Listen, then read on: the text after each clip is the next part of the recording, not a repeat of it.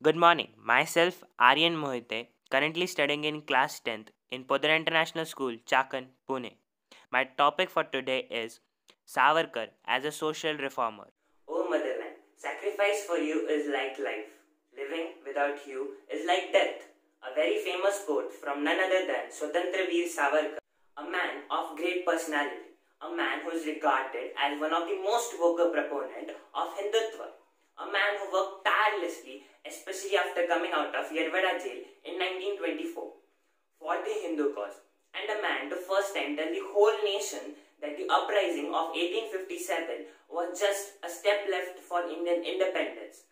From his book, The First War of Indian Independence on 1857 Uprising, and a man whose whole life was nonetheless than a great fictional story, and a man whose world famous leadership qualities. Being such a great personality of the freedom struggle, he had very great life lessons that can give us a very strong social reform direction that he concluded through his work in literature, in his books and poetry. So let us try to conclude one of his life lessons from his childhood story that can give a very strong social reform ideology for the new generation and could help the youth. Very long time back, in the early childhood days of Veer Savarkar, he had a rule to touch his mother's feet daily before going to school. One day in hurry, he left for the school without touching his mother's feet. On the way, he had a sudden recollection and then he said, "Oh my God, today I forgot to touch my mother's feet." Even without thinking for a moment, he started returning back. His friends laughed at him and said, "Oh, that's just a one day when you have not touched your mother's feet. Nothing is going to be that wrong. But if you go back and do not reach the school on the time, then you will surely get punished." Child replied, "To avoid the punishment, do not forget to correct your consciousness. That is, kartavya palan. Will it not be more painful to get punished of kartavya palan than the punishment of the school?" All the friends remained speechless. The determined child reached home regardless to the punishment, apologized at the feet of the mother, and then went back to the school. More about Veer Savarkar was the only person to start the first unification principles for the nation, which were even mentioned by Vice President Shri Mr. Venkaiah Naidu.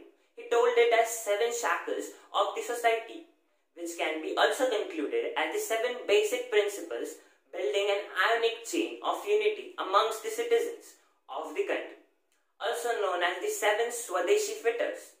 Savarkar supported to break down the orthodox sentiments related to the caste system and wanted the strict caste system to just be the pages of history.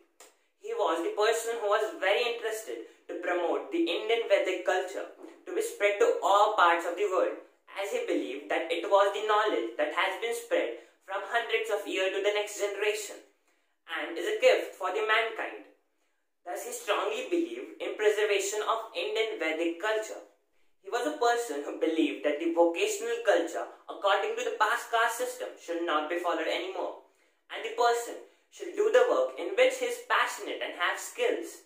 And thus he even said a very famous quote, "Merely following what one's father did will make one both complacent and unproductive."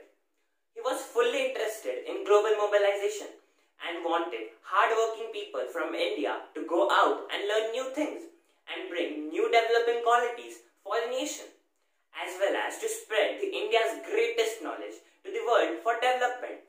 Savarkar did not want the old taboo of intercaste dining to be followed more and wanted to break it, as he believed that the religion is in the heart, the soul, the spirit, not in the stomach. Savarkar believed in love and even supported intercaste marriage and worked very hard to change the old beliefs of the people regarding the intercaste marriage. He also believed that in India there was a need to improve the quality of living and said, "We are 200 years behind Europe, but we can reach ahead of them by modernizing and industrializing, not only in work but also in life and thoughts." Thus, he wanted to establish science and modern principles in every citizen for technological and economical advancement of the country, so that every Indian could live a high standard of living.